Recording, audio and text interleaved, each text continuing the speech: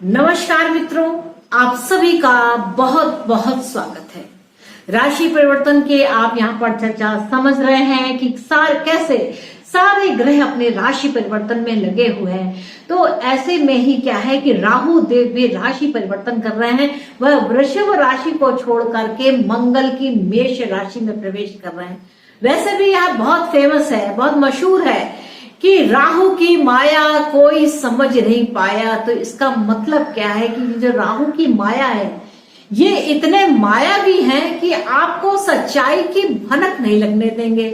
और मंगल की मेष राशि है तो ये क्या है कि मेष राशि में काफी यहाँ पर अब हलचल होने वाली है। मेष राशि वाले जो जातक हैं उनके अंदर विशेष प्रकार के यहाँ पर आपको एक कहते हैं कि काम करने का तरीका दिखाई देगा। जो राहु का ये भाव है कि राहु की माया कोई समझ नहीं पाया। तो जो राहु है ना, ये क्या करते हैं, ये राजनीति करते हैं, ये राज को राज रखने में काम करते हैं, यानी कि सच्चाई का पता नहीं लगने देते। तो राहु का इस तरीके का काम है। यह क्या, इनकी जो दृष्टियां हैं वह 5, 7 और 9 होती हैं, यानी कि 5वीं दृष्टि से देखते हैं, 7वीं दृष्टि से देखते हैं और 9वीं दृष्टि से देखते हैं। तो इस प्रकार ये राहु की दृष्टियां होती हैं।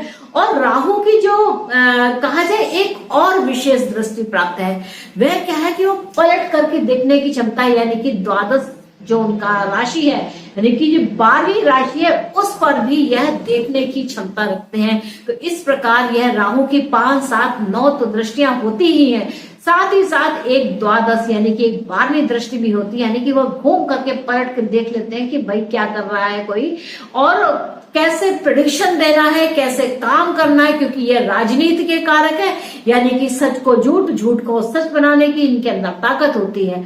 तो आने वाले 13 अप्रैल से राहु देव महाराज राशि परिवर्तन कर रहे हैं। यहाँ पर यह 18 महीने रहेंगे, यानी कि 1.5 साल तक यहाँ पर इनका प्रभाव रहने वाला है।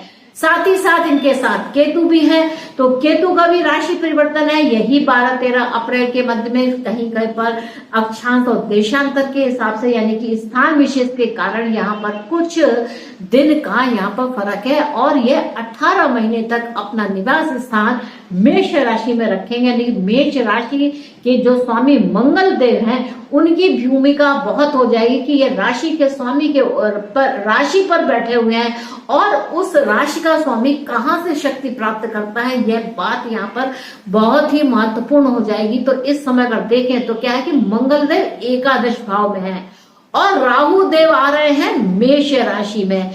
तो यहाँ पर क्या है, कंट्राडिक्टरी पड़ रही है कि क्या कि ये तो मंगल की राशि है और मंगल देव बैठे हैं शनि की राशि में। लेकिन सौभाग्य की बात क्या है कि शनि देव भी राशि परिवर्तन करने वाले हैं, यानी कि कर्म का यहाँ पर राशि परिवर्तन है। तो देखा जाए कुल मिलाकर के यहाँ पर कर्म के ऊपर विशेष बात होने वाली है, यानी कि कर्म के ऊपर मंगल देव और राहु देव का यहाँ पर प्रभाव होने वाला है।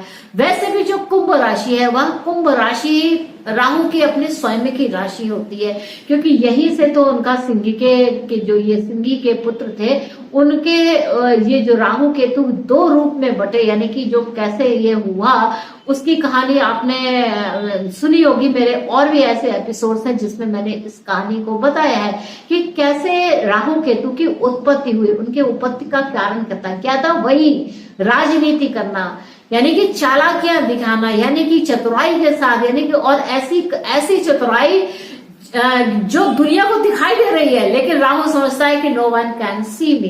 तो ये राहु के अंदर एक और भी बात होती है, वह क्या है कि चूंकि राहु का धड़ अलग है और सर का पार्ट अलग है, जो धड़ वाला पार्ट है वह केतु है, यानी कि केतु सोचता है, समझता है, बट एक्सप्रेस नहीं कर सकता है। और वही जो राहु देव है वह देखेंगे भी, वह सुनेंगे भी, सूंघेंगे भी, बोलेंगे भी, लेकिन वह पचा नहीं सकते, यानी कि जितना उसकी पुनरावृत्ति हो सकती है वह बार बार करते हैं, और सच बात को वह मानते नहीं और अपनी ही बात को सच्चाई के साथ कहते हैं और उसी पर दृढ़ रहते हैं। तो ये राहु का यह व्यक्तित्व है। तो मेष राशि वाले इस पर प्रभावित होने वाले हैं, और मेष राशि से जो दृष्टियों के माध्यम से जो प्रभाव है वह क्या है, आपकी सिंह राशि में पड़ने वाला है, आपकी धनु राशि में पड़ने वाला है, तुला राशि में विशेष प्रभाव रहने वाला है, साथ ही साथ मीन राशि के भी जो जातक है उनके ऊपर भी,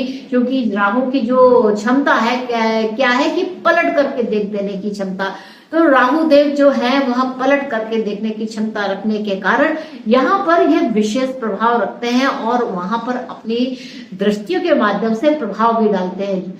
अब यह जो राहु का राशि परिवर्तन है यह प्रभाव किनको देने वाला है, तो जिन भी जातकों का राहु की दशा चल रही हो उनके ऊपर यह प्रभाव है।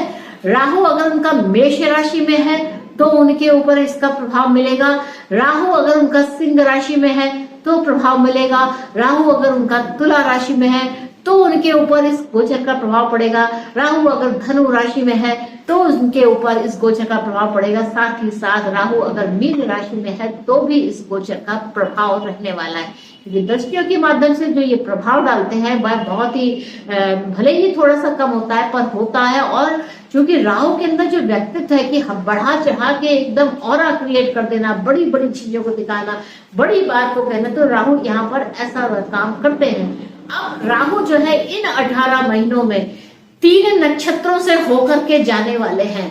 कृतिका नक्षत्र, भरणी नक्षत्र और अश्विनी नक्षत्र। अश्विनी नक्षत्र केतु नक्षत्र से संबंध रखता है, केतु का नक्षत्र है, तो यहाँ पर यानी कि किसी चीज के इनिशिएशन ये तो लास्ट में होगा।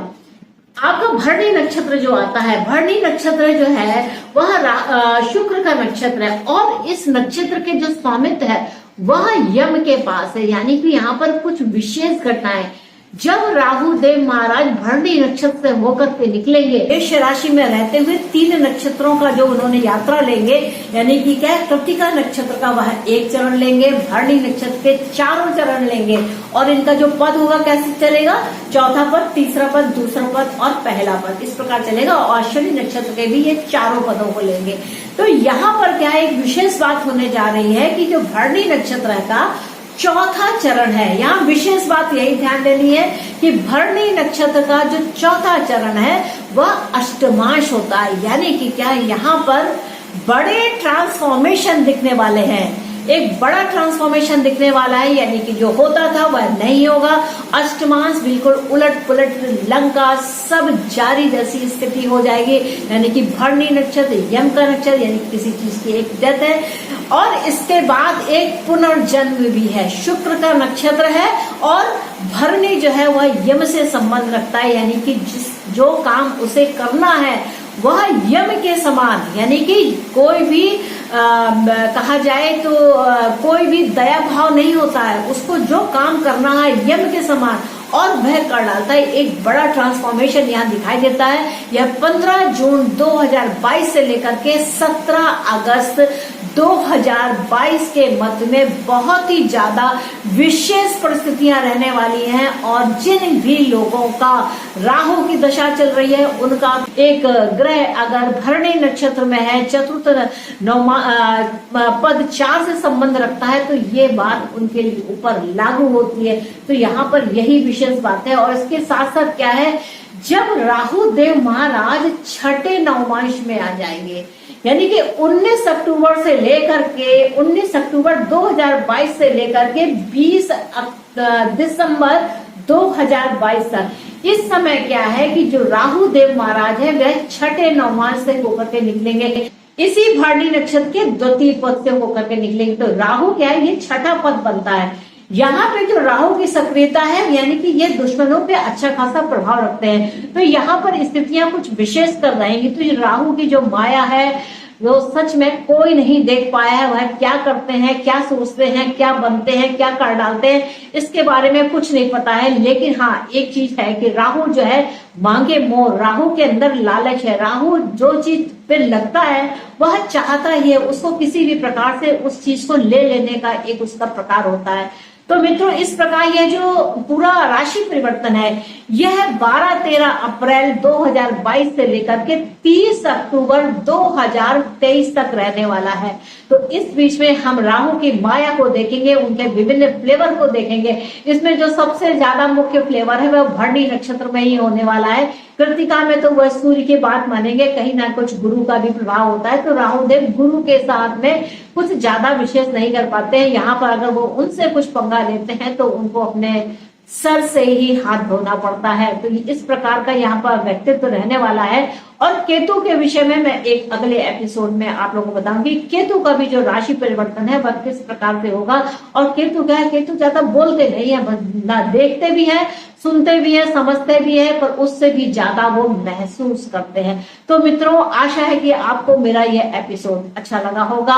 और आपने अगर मेरे इस एपिसोड को एंजॉय किया है तो कृपया मेरे चैनल को लाइक करें, सब्सक्राइब करें और कमेंट के माध्यम से बताएं कि आपको मेरे ये एपिसोड कैसे लगते हैं। तो मित्रों, मुझको आज्ञा दीजिए, मिलते हैं नेक्स्ट एपिसोड में। तब तक के लिए नमस्ते।